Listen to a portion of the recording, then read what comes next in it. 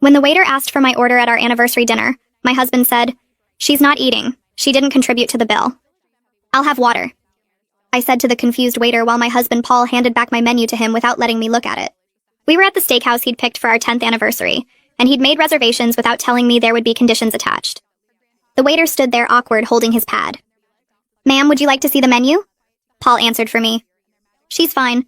I'll have the ribeye medium rare with loaded potato." He ordered a $100 meal while telling me I couldn't eat. "Sir, is the lady not dining?" The waiter looked concerned. Paul smiled like this was normal. "She didn't bring any money, so she doesn't get to order. That's how restaurants work, right? You pay, you eat." He said it loud enough for nearby tables to hear. An older couple looked over shocked. "Paul, please. It's our anniversary." He laughed and showed the waiter his phone. "Look at our bank accounts. Hers has $14. Mine has $12,000. He'd separated our finances 6 months ago without discussing it. She wants to be independent so she can independently pay for her own meals. The waiter shifted uncomfortable. "I could bring some bread for the table." Paul shook his head. "Bread is for customers. She's just sitting here." He turned to me. "You should have thought about dinner before you quit your job." I'd been laid off, not quit, but Paul had been telling everyone I chose to be unemployed. "I was laid off, Paul. The company downsized." He waved his hand dismissive. "Successful people don't get laid off. You weren't valuable enough to keep." The couple next to us was openly staring now. The woman looked horrified. Paul noticed and spoke louder. "I'm teaching her about consequences. No contribution means no consumption." He pulled out cash and fanned it on the table. "See this? This is what work looks like." The waiter tried again. "Perhaps a small salad?" Paul grabbed the money back.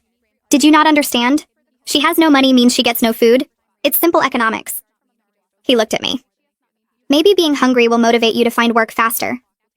I'd applied to 40 jobs that week. "You told me not to take the retail position because it was beneath us."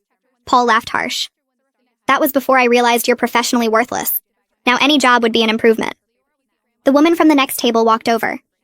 "Excuse me, miss, would you like to join us? We have an extra seat." Paul stood up angry. "She's my wife. She sits with me." The woman looked at him disgusted. "You're starving your wife in public." Paul pulled out his phone again. "I'm teaching financial responsibility." He showed her something on the screen. "This is her spending from last month? $60 on groceries." The woman looked confused. "She bought food for your home?" Paul nodded. "With my money. Then she has the audacity to say she's broke." He turned back to me. "You spent my grocery money, so now you can watch me eat." The waiter left to get the manager. Paul didn't notice because he was pulling up more bank records. "Look, January, she spent $30 on gas. February, $40 on medication." He showed everyone around us. "All my money. But now suddenly she needs dinner?"